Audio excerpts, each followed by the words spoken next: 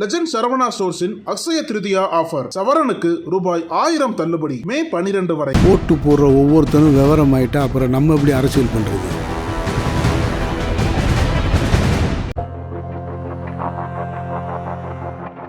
கதவை திறந்து காத்து வாங்கிய டீச்சர்.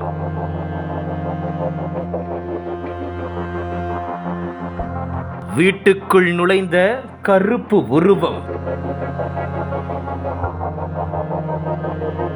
பயத்தில் அலறி கூச்சலிட்ட பெண்.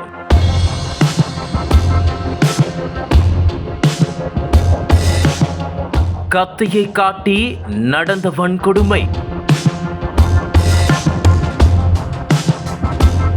தலைநகரை அதிர வைத்த கொடூரன்.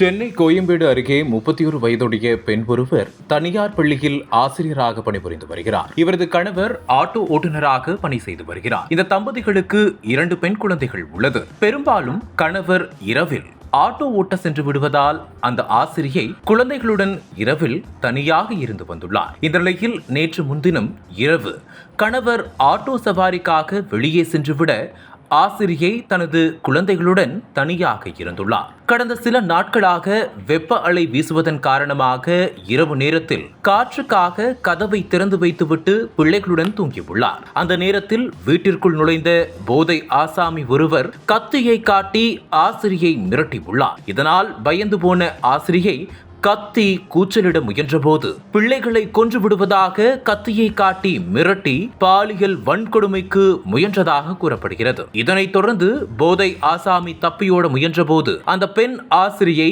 கத்தி கூச்சலிட்டுள்ளார். அலறல் சத்தம் கேட்டு ஓடி வந்த அக்கம் பக்கத்தினர் தப்பியோட முயன்ற போதை ஆசாமியை பிடித்து தர்ம அடி கொடுத்தனர். இது பற்றி தகவல் கிடைத்ததும் கோயம்பேடு அனைத்து மகளிர் போலீசார் விரைந்து வந்தனர். பொதுமக்கள் தாக்கியதில் படுகாயமடைந்த அந்த நபர் கீழ்ப்பாக்கம் அரசு மருத்துவமனைக்கு அனுப்பி வைக்கப்பட்டார். அவருக்கு தீவிர சிகிச்சை அளிக்கப்படுகிறது. மேலும் இது சம்பந்தமாக பாதிக்கப்பட்ட ஆசிரியை கொடுத்த புகாரில் கோயம்பேடு பகுதியில் வசிக்கிறேன். ஒரு தனியார் பள்ளியில் ஆசிரியையாக பணிபுரிந்து வருகிறேன். எனது வீட்டில் புகுந்த அந்த மர்ம நபர் எனது கழுத்தில் கத்தியை வைத்து மிரட்டி வாயை மூடி பாலியல் பலாத்காரம் செய்ய முயன்றார். எனவே அந்த வாலிபர் மீது நடவடிக்கை எடுக்க வேண்டும் என்று தெரிவித்துள்ளார்.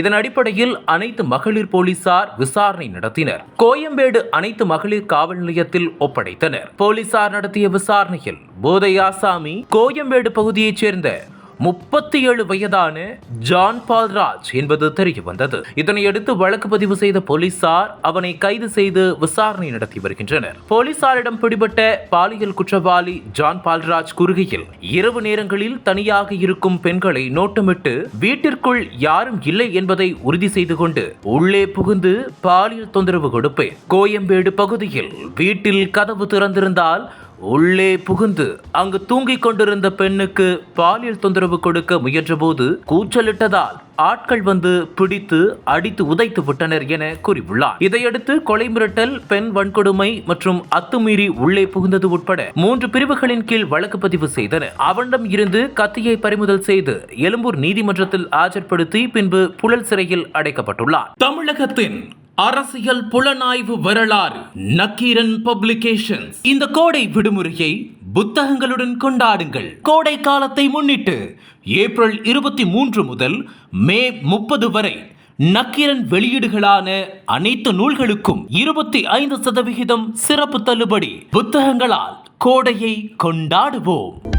அனல் பறக்கும் செய்திகளை அப்டேட் செய்து கொள்ள நக்கீரன் களத்தை இப்பவே சப்ஸ்கிரைப் பண்ணுங்க.